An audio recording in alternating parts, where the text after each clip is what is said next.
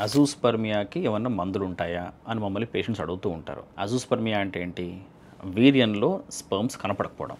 అంటే zero sperm కౌంట్‌ని మనం azoospermia అంటాం. దీనికి ముఖ్యంగా 2 కారణాలు ఉంటాయి. ఒకటి అసలు వీర్యకణాలు ఉత్పత్తి జరగకపోవడం. ఇంకోటి ఉత్పత్తి అవుతున్న వీర్యకణాలు బయటికి రాకపోవడం. సో ఉత్పత్తి కాని వీర్యకణాల కోసం మనం యాంటీ ఆక్సిడెంట్స్ లాంటివి ఇస్తాము. బట్ యూజువల్‌గా ఈ పేషెంట్స్‌కి టీసా గానీ, మైక్రో టీసా గానీ చేస్తే మనకి స్పెర్మ్ దొరికే అవకాశం ఉంటుంది. బట్ అదే అబ్స్ట్రక్షన్ వల్ల అంటే ఉత్పత్తి అవుతున్న వీర్యకణాలు బయటికి రాకపోవడం వల్ల ఉండే అజూస్పర్మియాలో మాత్రం దానికి మందులు అవసరం లేదు. బట్ ఏదన్నా ఆ అబ్స్ట్రక్షన్‌ని కనుక్కొని, ఆ బ్లాక్‌ని కనుక్కొని మనం సెట్ చేయగలిగితే గనక ఈ పేషెంట్స్‌కి సాధారణంగా వీర్యం వచ్చే అవకాశం ఉంటుంది. బట్ ఆ సర్జికల్ సక్సెస్ చాలా తక్కువ. సో చివరికి చెప్పొచ్చేది ఏంటి?